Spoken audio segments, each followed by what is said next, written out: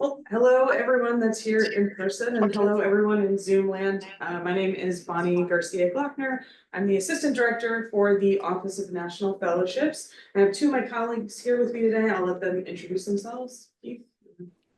Hi, everybody. I'm Keith McCall. I'm the Assistant Director of the Office of Graduate Fellowships and Awards. We are upstairs in the same building. Jesse Wieland, Associate Director at ONF, so I work with Bonnie. So thank you all for being here today, and I applaud you for being at this presentation. We will be giving a nearly identical presentation of this in about a month's time when people start to think about some of these opportunities a little bit more. But it's never too early to start thinking about Fulbright, regardless of whether or not you are planning to apply this upcoming cycle or even a few years out. The application process is rather lengthy, as you'll see, and we certainly start that process very early at Florida State so that people feel supported throughout the entirety of that cycle. So today we're going to do a very brief overview of just what is Fulbright, how does that work at Florida State, what's sort of expected of you, so that you can start thinking about this award. Of course, keep in mind that right now the current state of affairs, things may look a little bit different from what we talk about today as far as what's going to be offered for Fulbright this upcoming cycle. And of course, if you're on our list, you'll get periodic emails about the process, and we'll try to keep everyone as up to date as we can. Okay.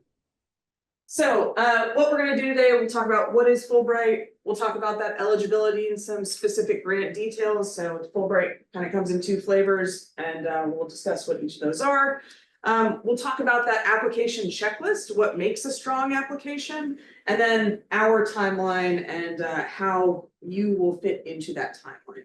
That timeline is pretty consistent too from cycle to cycle, so you can sort of get an idea of when things would be expected, regardless of the application cycle. So what is Fulbright? Fulbright is probably the preeminent study abroad program for students and alumni in the United States. It started after World War II. The idea was to foster mutual understanding between the United States and other countries. So this is housed within the State Department, the Bureau of Educational and Cultural Affairs. Right now, I think Fulbright works, I think it might be over 160 at this point, but 160 countries participate in the program. Each of those countries has their own Fulbright Commission, or regions have their own Fulbright Commission. So they're letting the United States know, this is how many people we want, or this is how many English teachers we need. And then the United States is advertising that on their end to students in the US. Similarly, there are programs that the United States hosts to bring people, Fulbright scholars from other countries over to the US. So we've actually had quite a few of those at Florida State too, who have been instructors.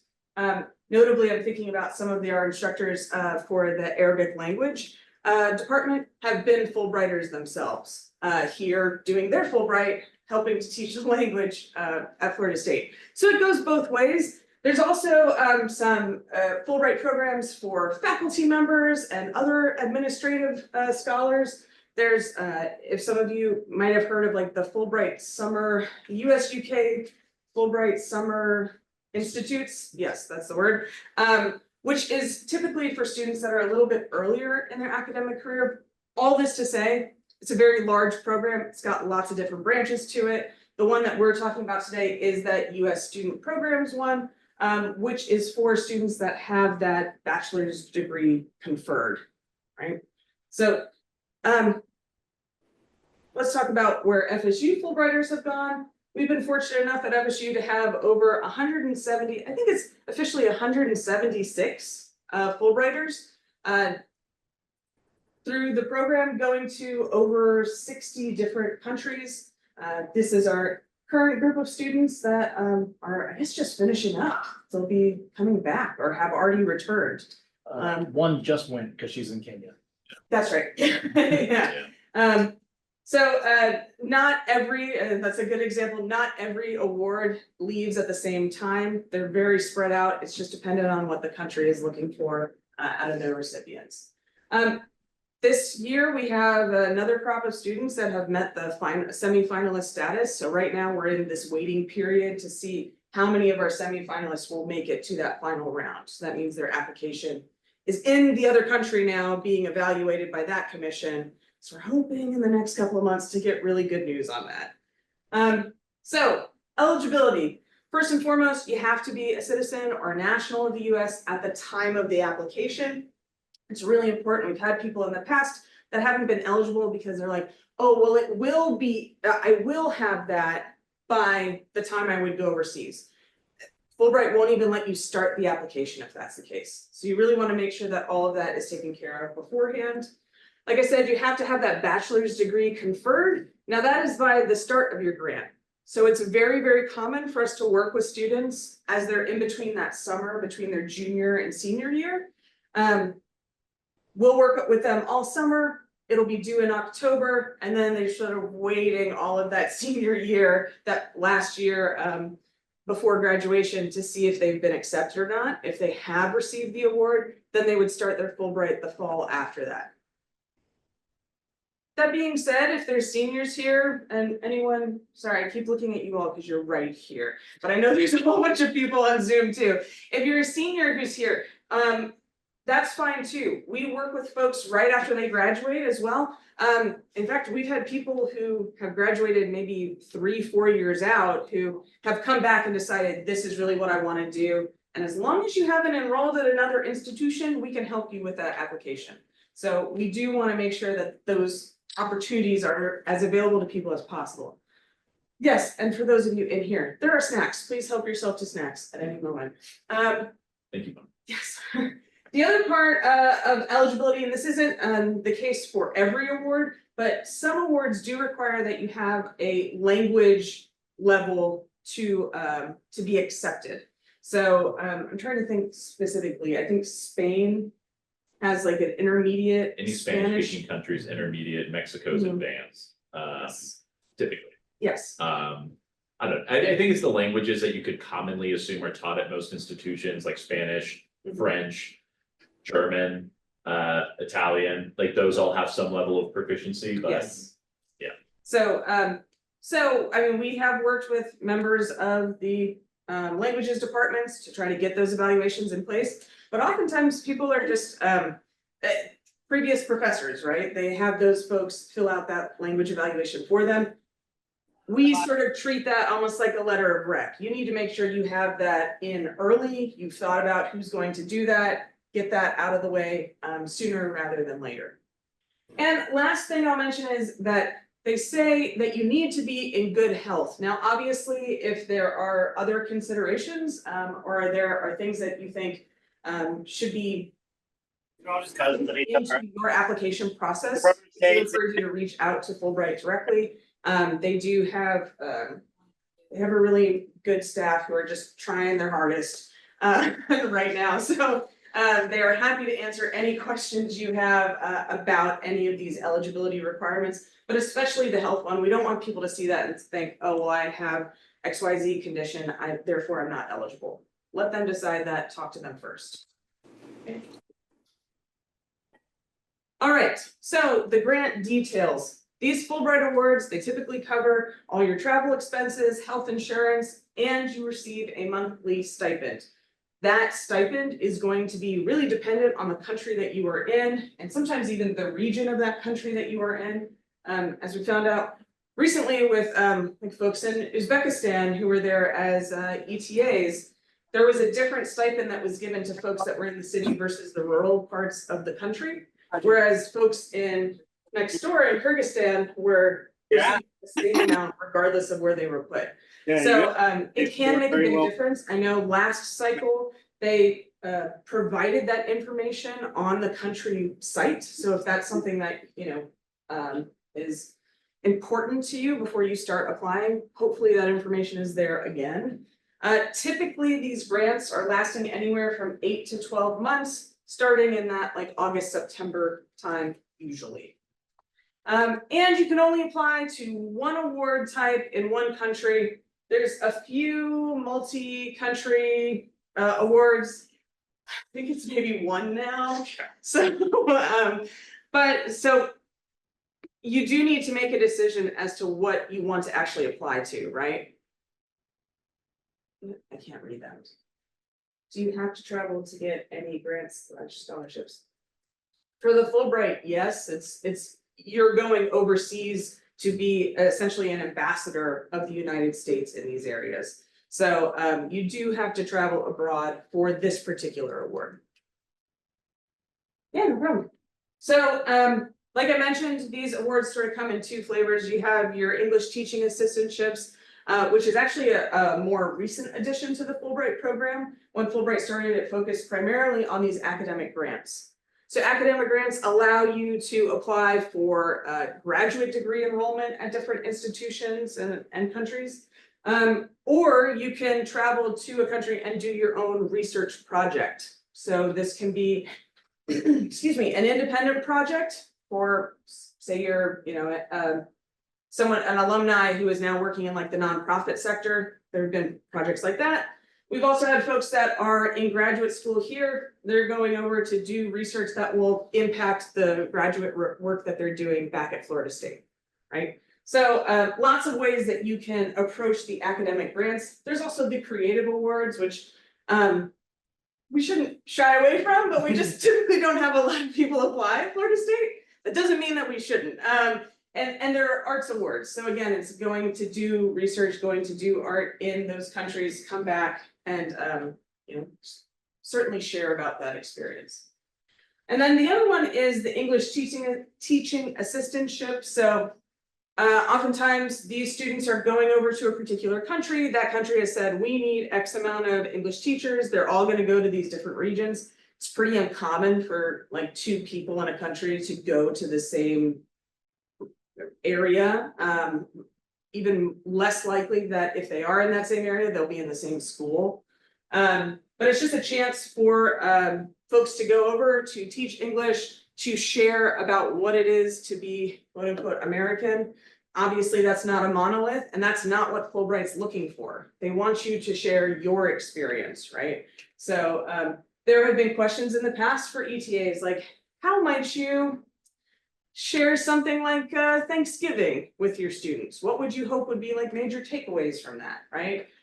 There's sometimes questions about, and this is usually during like interviews, but like thinking about how do you respond to stressful situations, right? If something has to change on the fly, maybe your partner teacher isn't available.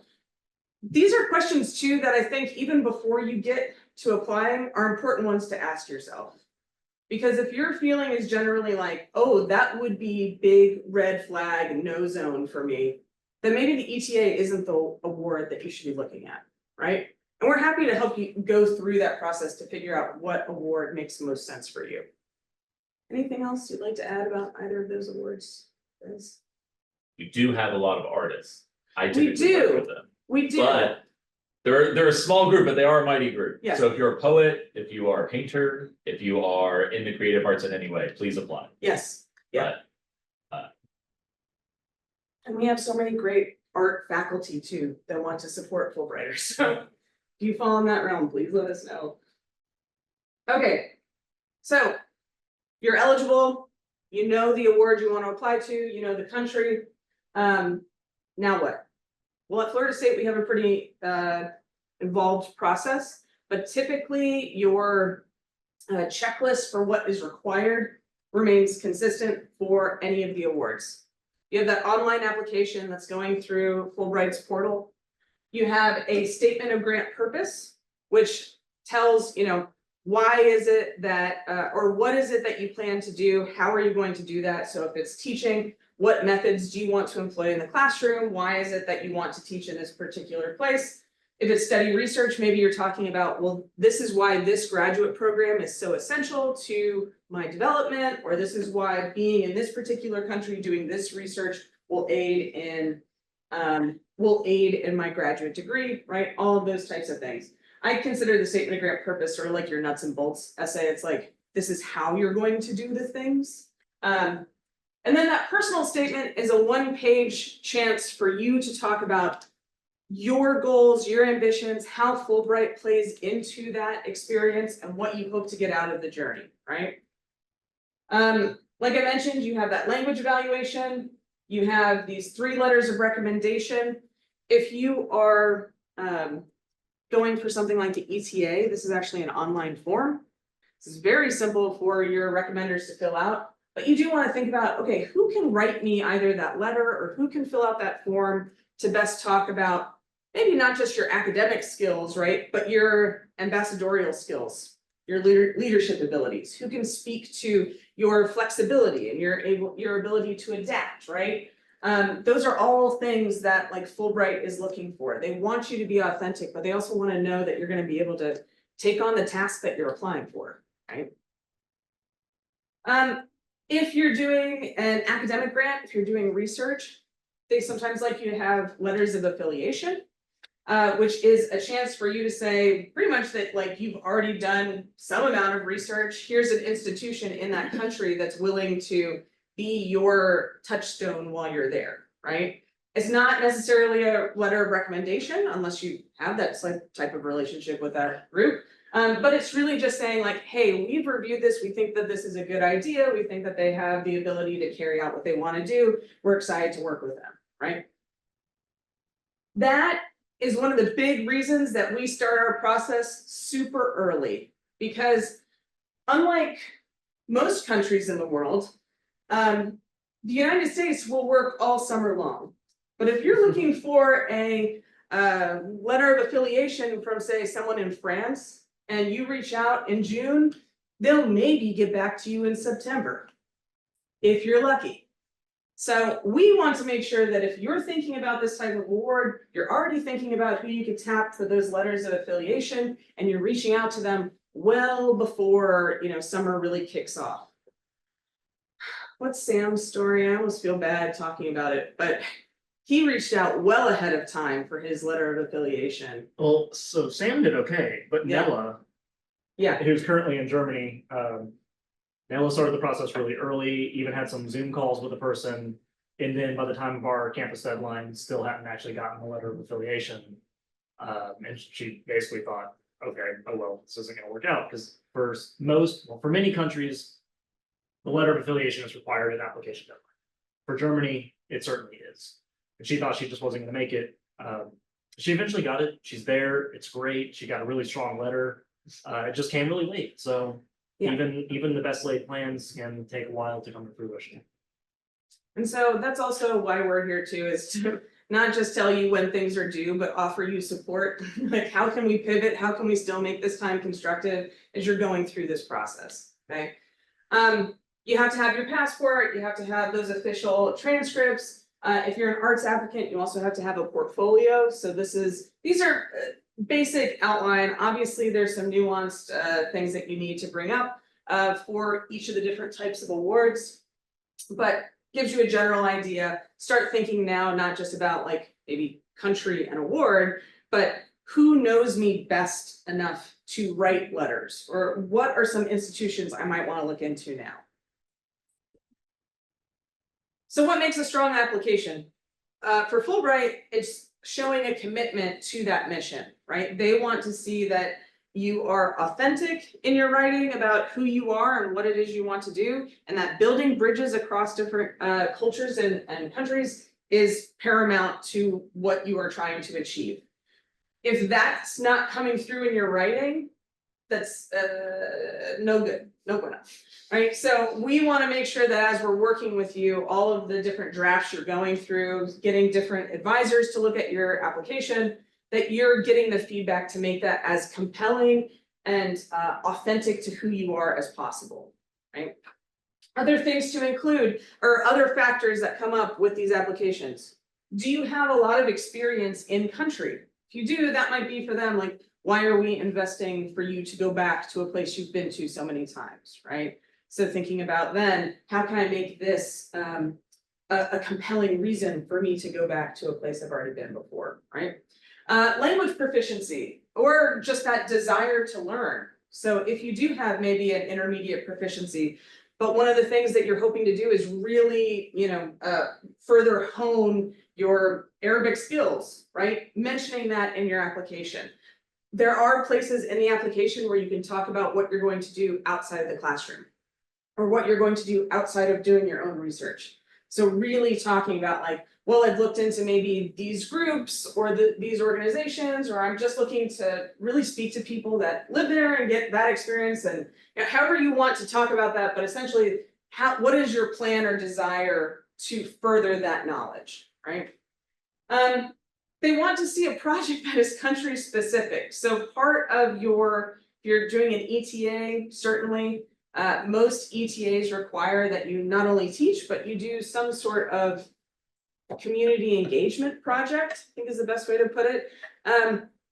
That can look like all sorts of things. So we've had people that have started community gardens. There have been people that have started reading groups at the school. There have been people that have started different like sporting organizations while they've been abroad. It really just depends on where they are, but they want to see that it's specific. You've thought about maybe what does that particular community need, or what's something that that community has discussed, you know, as I don't know, a want for their students, right? Spain in particular, I'm thinking about one of the regions, Madrid, you have to have a background really in Model United Nations. So we've had students in the past who have talked about, well, in addition to that, like I'm looking at law school, so I'm going to work with like law offices to come in and speak to these students, right? Or go in and do like, go do different shadowing with them and get my students involved with that as well, right? So they want to see that you've thought about not just the community, but also like your interests. How can you merge those things? It's a chance for you to do something that's a little outside of just teaching. And then they also want to see feasible projects or the pedagogy behind how you're planning to teach for those ETAs. If you're doing something like a study research award, they're going to want to know that the project you're working on makes sense for the time that you have, right? If you have this really grand project that realistically, if you on paper is going to need multiple years, that's not a project that's suitable for Fulbright, right? That you need to think about, okay, maybe what's one subsection of that project that I can really accomplish in those 8 to 12 months, and that's what you write about. Okay. Anything else?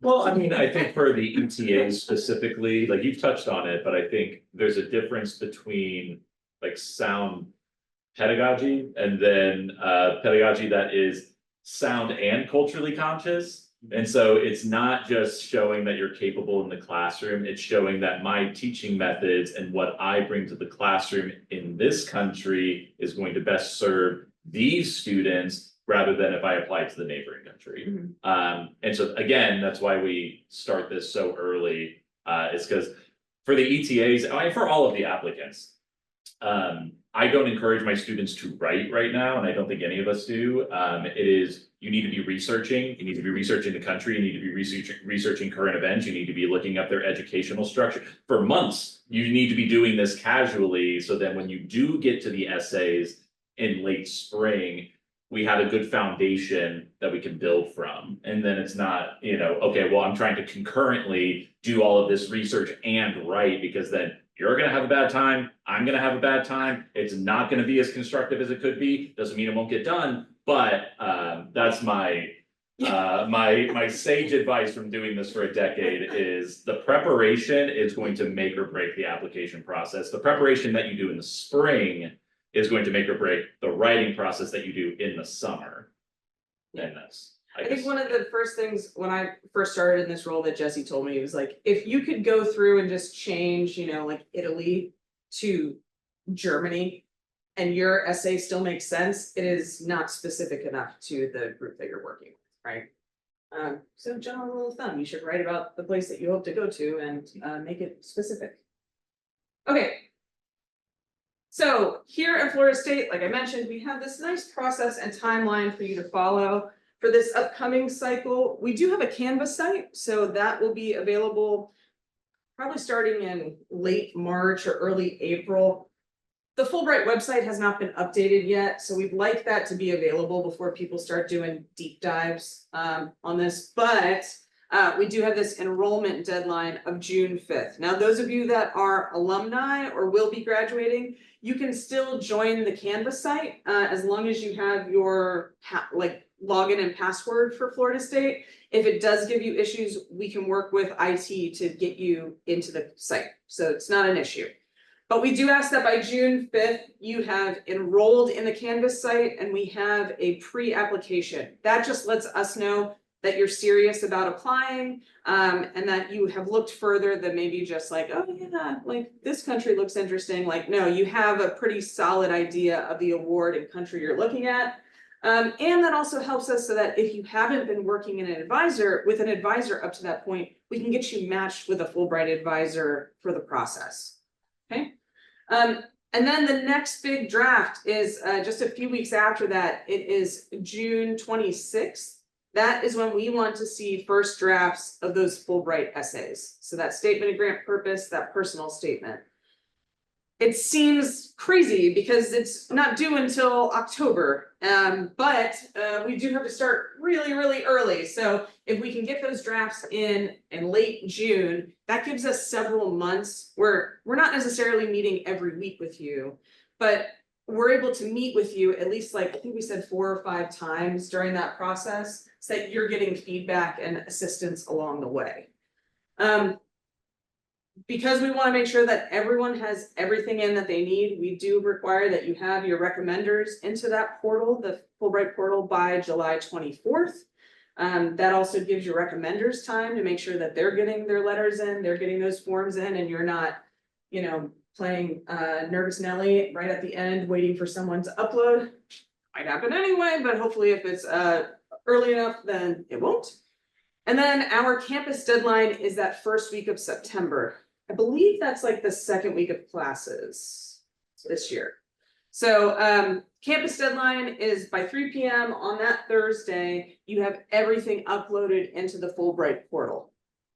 As long as you meet that deadline, you are allowed to take part in the campus committee interviews. So we have a staff members who are themselves former Fulbrighters or have extensive experience abroad, or just research scientists that also work abroad, who have agreed to be on this committee. They meet with students in sort of a panel setting. They ask you a couple of questions about yourself, what you're hoping to accomplish overseas. They want to get a general idea of who you are for this form called the Campus Committee Evaluation Form, which is not another letter of recommendation, as Fulbright likes to tell us. This is a different form entirely that lets them know more about your personality, how you're sort of perceived by the people that are talking to you.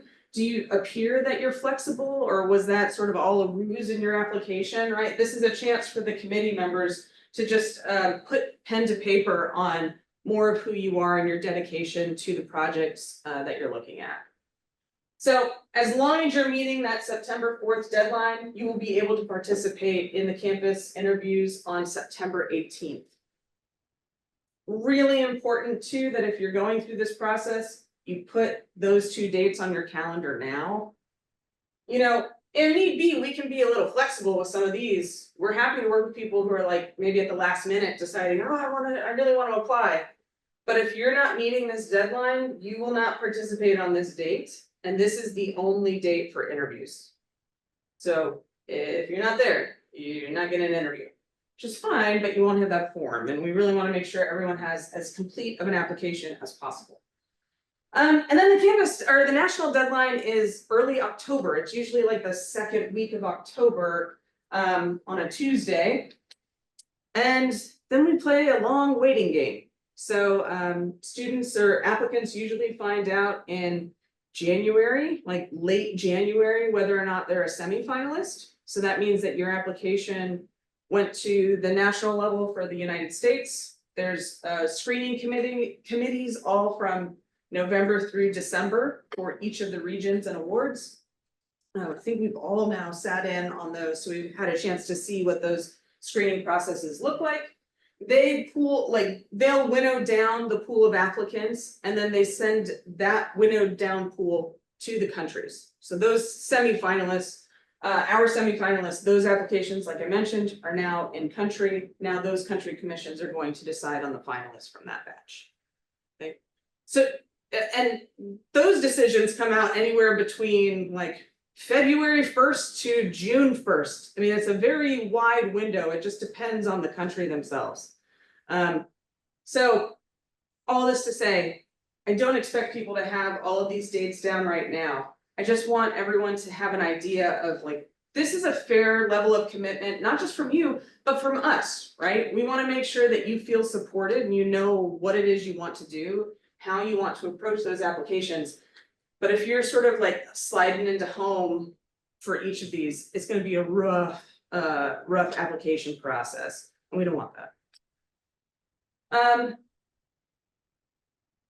So how can we help? I mean, I've been talking about this already. Application management, we do have access to this portal, so we're able to go through, we're able to see what you have uploaded. Does something look a little wonky? Do you need to fix it? You know, we can go in and help you adjust those things that everything looks nice and pristine. We also do lots of essay workshopping and revision. So certainly we do one-on-one revisions with whichever advisor, and actually, I believe Sam is on the call too, right? Yeah, okay. So we have a nice array of people to help you, and we want to make sure that you feel supported in that way. And then we can also help you with contacting Fulbright with specific questions. So oftentimes Fulbright, like I mentioned, they have so many different branches. They actually have different folks that are in charge of specific regions, and then sometimes even specific countries. So we want to make sure that your questions are going to the right people and you're getting those answered in a timely manner. I think we'll probably be doing a fair number of like Fulbright office hour type of situations. So Keith and I have planned to do this. I'm saying it now into the ether, so we'll do it.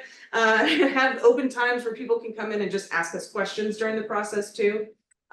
Maybe you're really stuck on something or you're working on one of the short answers. This is like your time to come in and just ask whatever. Okay. Sam's not on here. I'm sorry, Sam. So like I mentioned, we have these two offices, OGFA, which is where Keith is, and then ONF, which is where Jesse, Sam, and I are located. Dr. Filer is also part of ONF, but he's like the overseer for all of us. And then Dr. Stevenson is working for NSF right now. So yeah. So it's really the four of us tend to be the primary people for Fulbright. More than likely you will get emails. Thanks, Sam. More than likely you will get emails from me throughout the process because I tend to be the person organizing all of that because I have control issues. So I will be reaching out to all of you if you plan to continue in this process. Right now, if you're signed up, if you're watching this later, if you're here in this room, we have your email address. We will be reaching out to you. Like, if you're interested, here's the chance to enroll, right? In the Canvas site.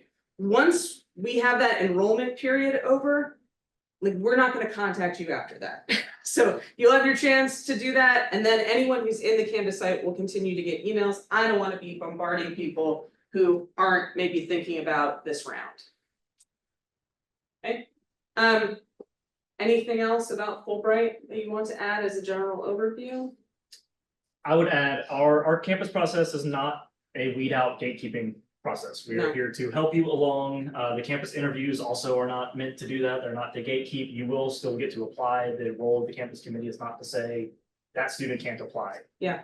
So none of working with us is meant to scare you away. It's meant to encourage you. And actually, part of why we set our dates the way we do is so that even after the campus committee, if they give you feedback, right, they might have feedback suggestions for your application too. You still have time to adjust that application before the national deadline. So yeah, we do want you to feel like you have that encouragement and support throughout because it is a very lengthy process and it's a huge award, right? So normally at this time, I would pull up the website for Fulbright, but right now they are updating all of the country awards, so it's pretty vacant. What you can do though is see what has been offered previously. So if you go in and look at the types of awards on that website, it'll still show you the award amounts from previous years. Can also use the Wayback Machine. Yes, but I would be wary about doing that. Maybe I can pull that up. I can pull up the website so you can at least see what that looks like, because there are a couple of. Oh, okay. Let's see.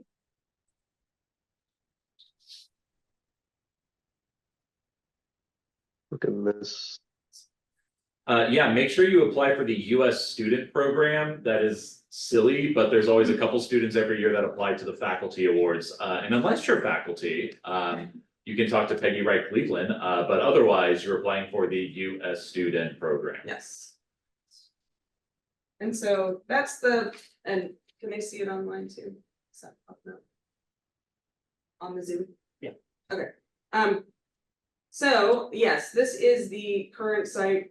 Normally you would be able to go in by country, and it would give you a breakdown of the awards.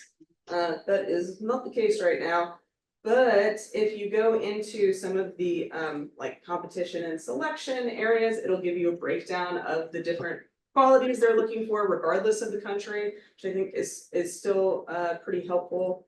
I think it's the, is it the applicants part? There's like types of awards in here, so you can see some of these are more specific. You know, especially for our graduate students, things like the, does Fulbright Hayes even get put on here, or is that a different site? Separate site. Yeah, I mean, there's the, well, Fulbright Fogarty, we do have a few people every cycle that apply for that. So again, there's some of these awards that are a little more specific. We've had some filmmaker folks in the past, or scientists who have done the National Geographic Award. So that's usually on top of whatever award they're already applying to. You only can apply to that if you're listed as a semifinalist. You Yeah. submit additional materials to be considered for that. Let's see, I don't think they have any right now. Application checklist, so if you do want to see specifically what's part of the ETA, you can go in and see everything that they would ask about foreign language forms. You can also look at, like, under recommendations. There is a link that shows you what the form looks like that they'll receive. So you input your recommender's name into the portal, they send them actually this email that's right here. Says they need to click on this link, fill out this form for you. But if you do have recommenders who want to see what that looks like ahead of time, they have a copy of it. So you know too, you can go in and start reading some of these questions, right? And decide, okay, who do I know that's going to be able to best answer these, right? Faculty members always look better than graduate students. Anything that you do in college, typically better than what you did in high school, unless it's something that had a lot of staying power or relates directly to your project, right? Just keep those types of considerations in mind. I can't see the top either. If you're on Zoom, please take a moment to do the poll that I just launched, if you haven't already. Can you click that OK, the transcript? Is it, okay, I was like, am I gonna close it if I do that?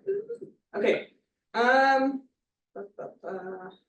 You can also find the, for artists, you can find what is required in the portfolio for your discipline. It's going to be videos of specific length or musical recordings of a specific length or genre. A certain number of selection of poems, of written work. Again, every field is different, so you'll know exactly what you need to have prepared. now if you're looking at it, you're like, I just know, for instance, that I want to do an ETA, maybe I haven't decided the country yet. When it opens back up, this award search is very, very helpful, because you can filter by, like, is there a language requirement? Maybe you only want to work with elementary school students. Maybe you don't, right? Maybe you just want to work with college students. You can filter by that too, so that you're just pulling up awards that meet those specifications. Same thing with some of the study research, but typically if you're doing the study research awards, you're going to a very specific country for a very specific reason. And then it just becomes, which award do I apply to for that country, right? Yes, I think that is it. I think they've pulled most everything off right now. Yeah, they still have the alumni connections, Yes. so you can always use the alumni ambassadors tab. To find students that have maybe studied in, No, maybe, they've changed it. oh, have they? Okay. Oh, So well, only okay. this year, only in 2024 alumni are now listed and their contact information is not available. Ah, great, okay, so. Sorry, this is advice I have given for every year up until this one. You can still use the grantee directory, unless that has changed. No, that's. That's still the same, yeah. Yeah, I had a student that was doing a public health project in rural Vietnam years ago, and they were having difficulty finding an affiliate, and they used that network to find a prior Fulbrighter who studied and did a similar type project, found them on LinkedIn, got their contact information, then got their affiliate information, so it can be really useful depending on where you're studying. And I would say most Fulbrighters, like, they're good folks. They're Yeah. like, if you reach out to them on LinkedIn, they're not gonna like be like, no, this isn't for you. I have yet to hear of an experience where someone has been not helpful at all. So. But yeah, you can search in here too to see the previous winners from Florida State, but I think it's more helpful if you look at the countries, because especially if you're doing study research, you can see who's worked on what type of projects. Which is also sometimes a good indicator, like usually countries aren't going to, you know, if they sponsored someone last year to come in that was more geared towards public health, that might not be who they're looking to sponsor this upcoming cycle, right? Because they've already done that recently. So it's not, obviously that's not like a guarantee, but that is something that will occasionally pop up. Yeah, obviously, this is, you can use whatever adjective you want, a ton of information. Yeah. To parse through on the website. That's why you have all of us to help you do that and to manage all these things. You don't need to master this now. Hopefully you will master it over the next 6 months, but for now, Yeah. just kind of get your feet wet. It's not gonna open up until the end of March. At least that's what they say as of right now. That could change. So for the next month and a half, do your research, as I was saying earlier. That won't change. Yeah. So. And I mean, we're also happy to talk about, I mean, feel free to make an appointment. We're happy to sit down and talk with you about what have previous, countries looked like, what previous maybe award numbers has it looked like? There's another thing on here, let's do the statistics, or do I bother? People will use the statistics to psych themselves out of, Yeah, you can look at it, if you wanna be aware of competition, I think that's fine, that's how your brain works. The only thing you can But potentially do is let you see how, like, on average, how many Yeah. awards has this country had. Yeah. right, but you'll never see quality on a given year, it's not gonna show you that, and you'll often find the trend is it spikes and it's peaks and valleys, Yeah. because students will see the competition and then the next cycle they won't apply, and then they'll see that and then they'll apply the next cycle, so I don't know. Yeah. I Use it would- at your own I risk. would use it more as just a way to assess, if you're looking at a particular country, what awards have they actually offered in previous cycles, so that you have maybe an idea of what you can look forward to when it pops up again in late Yeah. March. Right now is a waiting game for a lot of things. Fulbright is just one of those things. So we are happy to discuss that ahead of time. We do want people to start thinking about it. Because, as far as we know, the show must go on, and they are still planning to have a Fulbright program, so we should continue on as if it's there, right? And we certainly don't want people to miss out on an experience on the off chance that something is going to change. I guess just to hark on this a little bit more, because I have strong opinions about this. I have a student who's currently a semifinalist to a country they were advised not to apply to because of competition. They were advised by mentors, people they trust, and so my advice was, you need to do what's best for you, and it sounds like this is what's best for you, so. I'm not saying not to listen to your mentors, that's not what I'm saying. I'm saying, take all advice with a grain of salt, and make your own decision at the end of the day. We have your best interests at heart, but this is your application, it is not mine or your mentors. So just have these conversations early and often, so. My slightly different way of saying that to people who ask me about the statistics is don't choose your country based on where you think you have the best chance statistically. Choose your country on where you can make the best case to go, because that will be your strongest application. And a bad application to a country with a great percentage chance of getting in is not going to get you there more than a really strong application to a really competitive country. That's it. Do we have any questions? And we know this is a lot, so we don't expect there to be. But if you do have questions, I'm happy to answer them. So, And feel free to put that in the chat or unmute yourself if you'd like to. But if not, then thank you everyone for attending in person. Always nice to see people in the room. Thank you for being on Zoom, and thank you to everyone that watches this later.